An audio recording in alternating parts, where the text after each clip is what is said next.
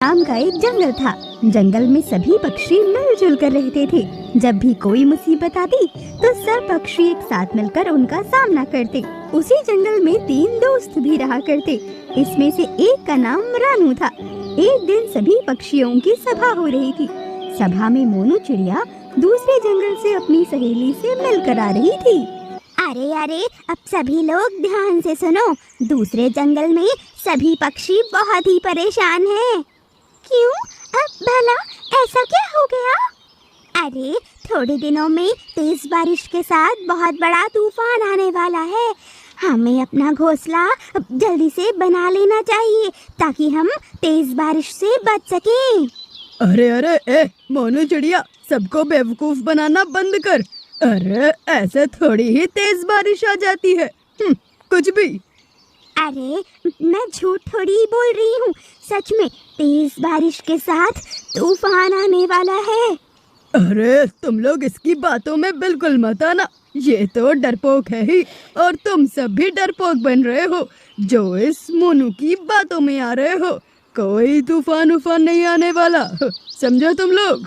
ऐसा बोल के कालू कौवा वहाँ से चला जाता है। कालू कौवा दरअसल बहुत ही आलसी और कपटी था।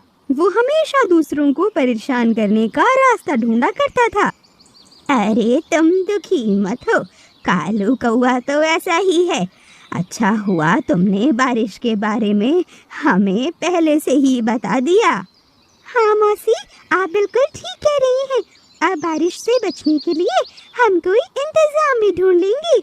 हम सभी को अपना घर अच्छे से बनाना पड़ेगा और घर के साथ साथ हमें खाने का इंतजाम भी करना पड़ेगा। बारिश के दिनों में खाना लेने बाहर नहीं जा सकते हम लोग। हाँ, बिल्कुल सही कह रही है तू। हम तेज बारिश में भला खाना लेने कहाँ जाएंगे?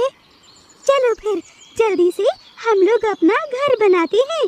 बारिश कभी भी आ सकती है। इसके बाद सभी पक्षी अपना घोंसला बनाने के लिए लकड़ियाँ और अच्छी जगह खोजने के लिए निकल जाते हैं। थोड़ी देर के बाद रानू को बहुत अच्छी जगह मिल जाती है। अरे देखो तो सही, ये कितनी अच्छी जगह है। हम यहाँ पर अपना घोंसला बना सकते हैं। जगह तो वाकई बहुत बढ़िया है। यहाँ पर बारिश का पानी भी नहीं आएगा। ऐसा बोल के सभी पक्षी लकड़ियाँ लेने जंगल में चले जाते हैं। मजबूत लकड़ियाँ लेके सभी अपना अपना घर बनाने में लग जाते हैं। थोड़ी ही दिनों में सभी का घोंसला बनकर तैयार हो जाता है। रानू, मोनू और टीनू मौसी तीनों एक साथ बैठकर तभी बातें कर रहे होते हैं। अरे वाह, हम लोगों का घर तो बहुत ही अच्छा बन गया है। अब बारिश की कोई टेंशन नहीं है ना? अच्छा हुआ हमने बारिश आने से पहले ही अपना घर बना लिया। घर तो बन गया, लेकिन अनाज का प्रबंध नहीं हो पाया। अब वो कौन करेगा? मैं तो बहुत थक गई हूँ। अब मुझसे कुछ नहीं हो पाएगा। कोई बात नहीं मौसी, आप आराम कीजिए। हम आपके लिए अनाज का प्रबंध कर देंगे। और नहीं तो क्या मौसी, जब हमने मिलकर घर बना लिया तो हम अनाज का प्रबंध भी आराम से कर लेंगे। आप टेंशन मत लो। ऐसा बोल के दोनों चिड़िया अनाज लेने जंगल में चली जाती हैं। वहीं दूसरी ओर कालू कौवा को एक बहुत ही पुराना सा घोंसला मिल जाता है। अरे ये घोंसला किसका है? कोई दिखाई तो नहीं दे रहा। खैर, किसी का नहीं तो अब ये मेरा हुआ। ऐसा बोल के कालू कौवा घोंसले में देखने चला जाता है। अरे यहाँ पे तो सच में कोई नहीं है, और घोंसला भी पुराना दिख रहा है। कोई बात नहीं, अब से इस घोंसले में मैं रहा करूँगा। मुझे घर बनाने की भी जहमत नहीं उठानी पड़ी, और मुझे बना बनाया घर खुद ही मिल गया। कालू कौवा वो पुराना घर देखकर बहुत खुश हो जाता है और वहीं पर आराम से रहने लगता है। वहीं दूसरी ओर रानू और मोनू खाना लेके वापस आ जाती हैं। ऐसे ही देखते दिन बीतने लगते हैं। अचानक से एक दिन तेज बारिश शुरू हो जाती है। पूरे जंगल में तेज बारिश के साथ बहुत बिजली कड़कने लगती है। अरे देखा, कितना अच्छा हुआ जो हमने अपना घर सही समय पे बना लिया, वरना आज हमारा क्या होता। हम इस तेज बारिश में कहीं के नहीं रहते। बिल्कुल ठीक कह रही है तू। कितनी तेज बारिश हो रही है। हमने मोनू की बात मानकर बिल्कुल ठीक किया। अगर उस कपटी कालू की बातों में आते तो हम बहुत बुरे फंसते। अब इधर वो कालू कौवा पुराने घर में ही बैठा होता है और पूरे घर में पानी टपक रहा होता है। अरे यार, मोनू तो बिल्कुल ठीक कह रही थी।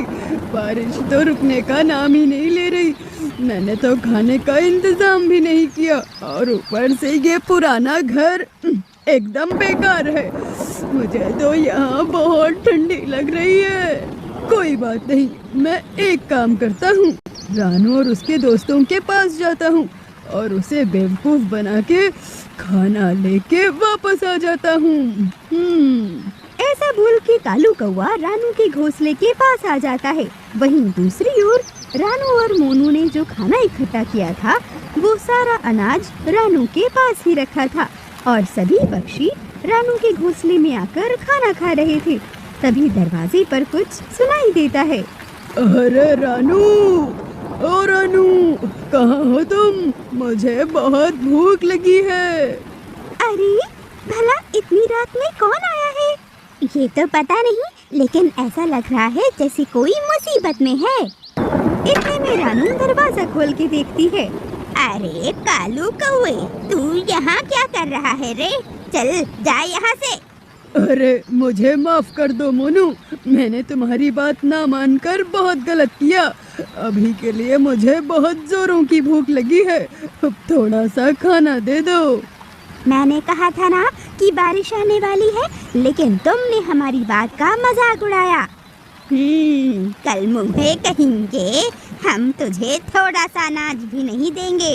चल भाग यहाँ से। ना तो तूने घर बनाने में मदद की और ना ही अनाज लाने में। निकम्मा कहेंगा। अरे नहीं नहीं, ऐसा मत करो, थोड़ा सा खाना मुझे भी दे दो, वरना मैं भूख से मारा जाऊंगा। अब कालू कौवे की ये हालत देखकर सभी पक्षियों को उस पर दया आ जाती है और रानू थोड़ा सा अनाज लेके काले कौवे को दे ही देती है।